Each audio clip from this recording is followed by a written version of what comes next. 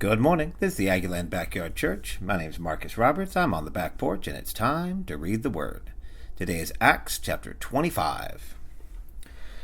3 days after arriving in the province, Festus went up from Caesarea to Jerusalem, where the chief priests and the Jewish leaders appeared before him and presented the charges against Paul.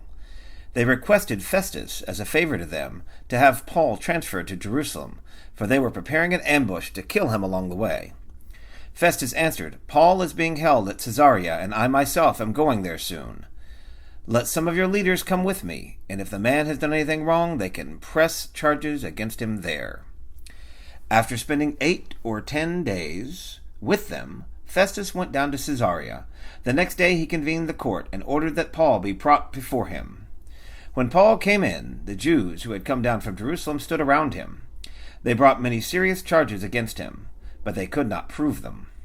Then Paul made his defense. "I have done nothing wrong against the Jewish law, or against the temple, or against Caesar."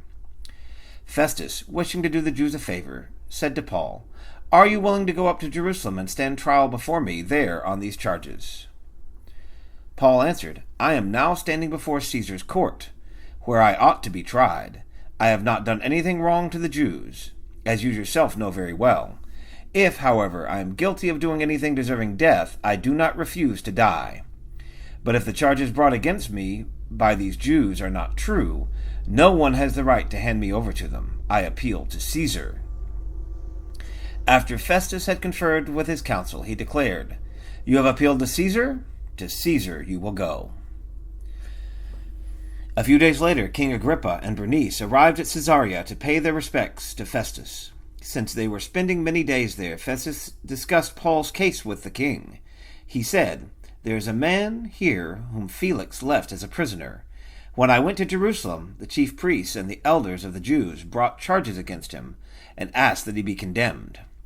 I told them that it is not the Roman custom to hand over anyone before they have faced their accusers and have had an opportunity to defend themselves against the charges. When they came here with me, I did not delay the case, but convened the court the next day, and ordered the man to be brought in. When his accusers got up to speak, they did not charge him with any of the crimes I had expected. Instead, they said some points of dispute with him about their own religion and about a dead man named Jesus, who Paul claimed was alive.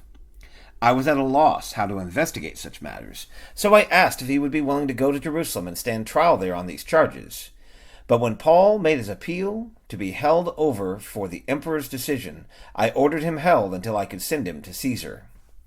Then Agrippa said to Festus, "I would like to hear this man myself." He replied, "Tomorrow you will hear him."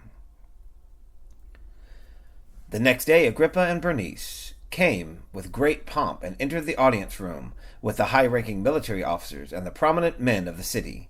At the command of Festus, Paul was brought in. Festus said, "King Agrippa, and all who are present with us, you see this man? The whole Jewish community has petitioned me about him in Jerusalem and here in Caesarea, shouting that he ought not to live any longer. I found that he had done nothing deserving of death, but because he made his appeal to the emperor, I decided to send him to Rome. But I have nothing definite to write to his majesty about him. Therefore I have brought him before all of you, and especially before you, King Agrippa, so that as a result of this investigation I may have something to write. For I think it is unreasonable to send a prisoner on to Rome without specifying the charges against him." That's the word of the Lord for the day. Have a great day.